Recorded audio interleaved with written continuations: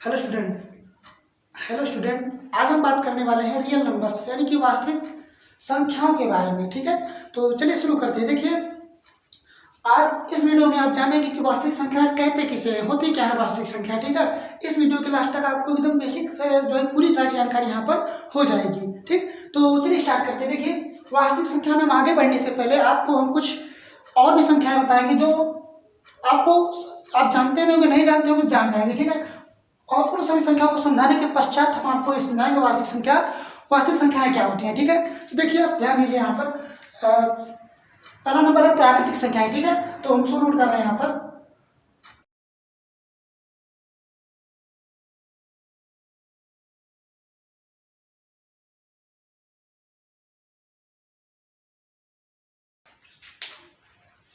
जैसा कि इसका नाम ही है क्या, प्राकृतिक संख्याएं, नेचुरल नंबर्स। अब ऐसी संख्या है जिसको हमने जो है अपने प्रकृति से सीखा है, अपने नेचर से जो है सीखा है। नेचर से कैसे सीखा है जी? जैसे हम किसी चीज़ को हम गिनना स्टार्ट करते हैं, काउंट करना स्टार्ट करते हैं, तो 1 2 3 4 5 इसी तरह किसी चीज़ को हम गिनना स्टार्ट करते हैं। अपने प्रकृति में कहीं भी किसी चीज़ को गिनना स्टार्ट करते हैं, काउंट करना स्टार्ट करते हैं, तो एक ही से करते हैं। तो 1 2 3 4 5 आगे जितनी भी संख्याएं पड़ती हैं उन सभी संख्याओं को हम प्राकृतिक संख्याएं कहते हैं। देखिए, वो जो 1 2 3 4 आगे डॉट डॉट लगा देते हैं, इसके आगे की जितनी भी संख्याएं आगे पड़ेंगी, जितने भी संख्याएं 1000 लाख करोड़ 10 करोड़ जितनी भी संख्याएं आगे हैं, सब संख्याएं जो है प्राकृतिक संख्याएं कहलाती हैं। बस स्टार्ट कहाँ से होती है? 1 से। 1 2 3 4 5 6 7 8 9 10 इस तरह जो है जितनी भी संख्याएं हैं आगे सब प्राकृतिक संख्याएं कहलाती हैं। ठीक, अच्छा, उसके बाद आती है पूर्ण संख्याएं। ठीक है, तो पूर्ण संख्या पहले हम लिखते हैं यहाँ पर। देखिए,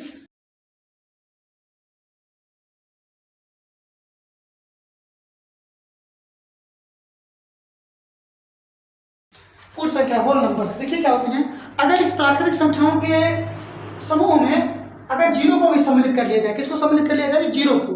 तो जीरो को सम्मिलित करने पे एक नया समूह बनेगा। देखिए, 0 1 2 बाकी सब वही रहेगा, 3 4 डॉट डॉट अनंत तक की चली जाएगी सारी संख्या आगे। ठीक है जी, तो इन संख्याओं का जो समूह है इनको हम पूर्ण संख्याएं कहेंगे। ठीक है, 0 1 2 3 4 5 ऐसे डॉट डॉट जितनी भी संख्याएं सब इनको हम पूर्ण संख्याएं कहेंगे। ठीक है, ठीक, प्राकृतिक संख्या 1 से स्टार्ट होती है, पूर्ण संख्या 0 से स्टार्ट होती है। अच्छा, इसमें तीन प्राकृतिक संख्या भी है और पूर्ण संख्या भी है। आगे जितनी भी 10 प्राकृतिक संख्या भी पूर्ण संख्या भी है। ठीक है, लेकिन जीरो एक नया रूल यहाँ पर। ठीक है, 0 पूर्ण संख्या लेकिन प्राकृतिक संख्या नहीं है। ठीक, अच्छा, 0 ही नया इसमें आया पूर्ण संख्या, बाकी सारी संख्याएं वही है। ठीक, तो अब जो समूह बना है इसको हम क्या बोलेंगे? पूर्ण संख्या है। ठीक है, अब आगे देखते हैं और इसके बाद हम बात करेंगे पूर्णांक की।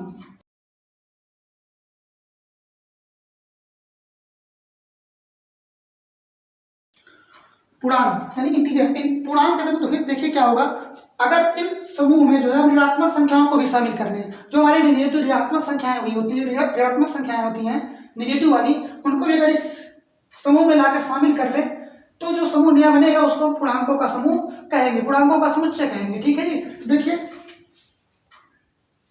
ऋणात्मक संख्या अनंत तक होती है। ठीक है, इधर उल्टा देखिए, डॉट डॉट डॉट, ये ऋणात्मक संख्या अनंत से आ रही है, -3 -2 -1 0 1 2 3 डॉट डॉट इधर भी चली जाएंगी।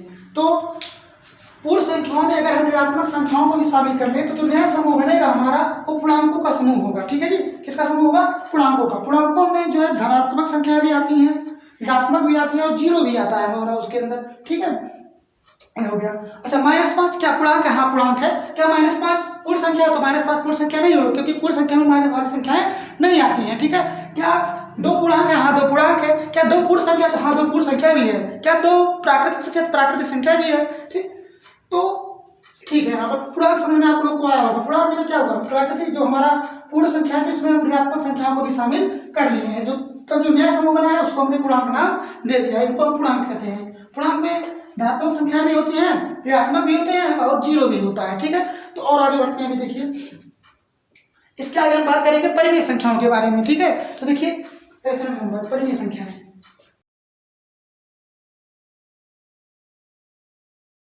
परिमेय संख्याएं रेशनल नंबर्स।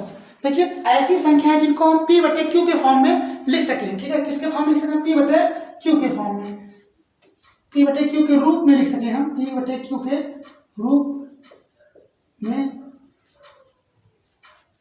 लिख सकें, और जहाँ पे पी और क्यू कोई पूर्णांक होना चाहिए, जहाँ पर पी और क्यू कोई पूर्णांक होना चाहिए, और एक कंडीशन और है कि क्यू कभी 0 नहीं होना चाहिए। पी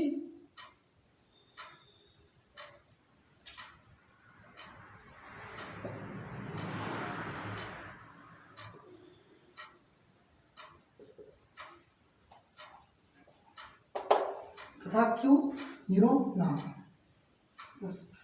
ठीक, परिमेय संख्या किसे कहते हैं? जिसको हम p बटे q के रूप में लिख सकें और p क्या हो, कोई पूर्णांक हो, और तथा q कभी 0 ना हो। ठीक है जी। तो अब ऐसी संख्या जिनको हम इस रूप में लिख सकें और p और q पूर्णांक हो और q कभी 0 ना हो, उन सभी संख्याओं को हम परिमेय संख्याएं कहते हैं। फॉर एग्जाम्पल 4/3, चार में एक पूर्णांक है, आगे मिलेगा यहाँ पर 3 में कोई पूर्णांक है, तो 4/3 में क्या है, परिमेय संख्या यहाँ पर है। -5/2 चेक करते हैं, -5 पूर्णांक है, हाँ जी -5 पूर्णांक मिलेगा यहाँ पर। आगे 2 भी एक पूर्णांक है यहाँ पर, ठीक है। तो -5/2 में क्या है, परिमेय संख्या यहाँ पर है। ठीक, और 6/3 6/7 ले लेते हैं, ठीक है। 6/7, क्योंकि 6 भी एक पूर्णांक है और 7 भी एक पूर्णांक आगे मिलेगा, ठीक है, आगे जा रही है संख्या, तो ये भी परिमेय संख्या है। 0/5 देखते हैं, 0 भी एक पूर्णांक है, 5 भी एक पूर्णांक है, तो 0/5 में क्या होगी, परिमेय संख्याएं होंगी। ठीक है, और देखते हैं 2/0, 2/0 क्या होगा? देखिए 2/0 तो एक पूर्णांक है, लेकिन 0 भी एक पूर्णांक है, लेकिन कंडीशन क्या दिया परिमेय संख्याओं में? परिमेय संख्या की जो परिभाषा है उसमें दिया गया है कि क्यू कभी 0 नहीं होना चाहिए, यानी बटे जो हर वाला है, जो हर कभी 0 यहाँ पर होना नहीं चाहिए। ठीक है जी, तो इसलिए परिमेय संख्या नहीं है। ठीक, तो परिमेय संख्या क्या होती है? ऐसी संख्याएं जो बटे के फॉर्म में हो और p बटे q के रूप में, और p q कोई पूर्णांक हो, पूर्णांक मतलब इनमें से कोई है हो, और q कभी 0 ना हो, तो ऐसी संख्याओं को हम परिमेय संख्याएं कहते हैं। ठीक है जी, और उसके आगे देखते हैं हम लोग परिमेय संख्याएं।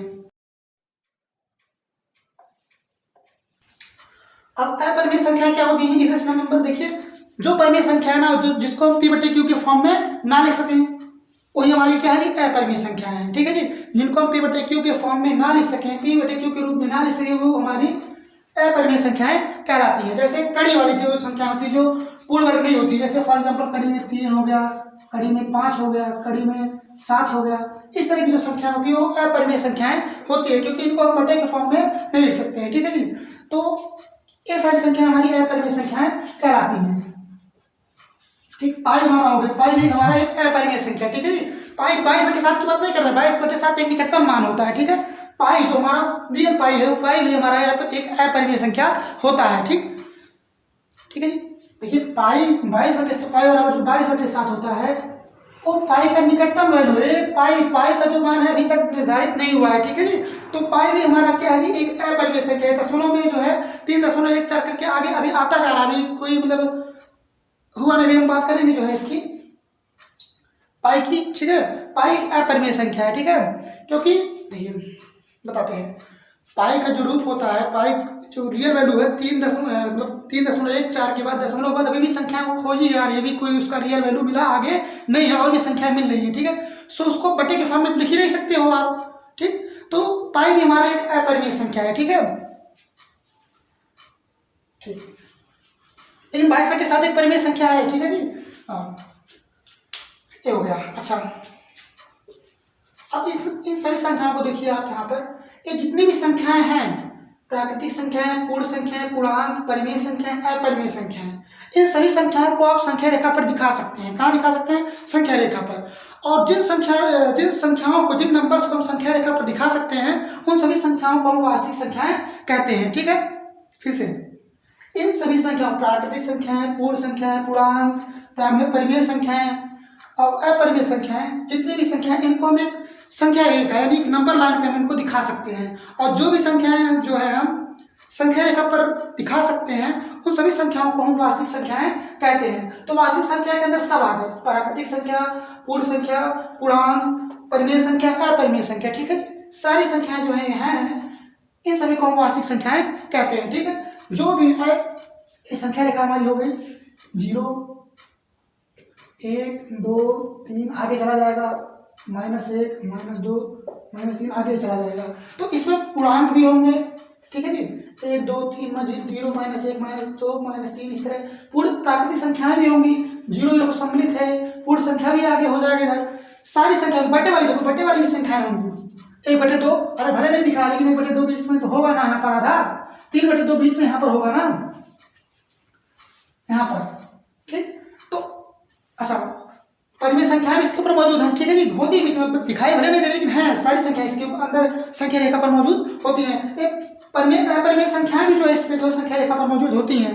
आप अगर 9 में पढ़ चुके हो, 9 पढ़े होंगे तो 9 में पता होगा आपको कि अपरिमेय संख्याओं को संख्या रेखा पर दिखाया जाता था, ठीक है।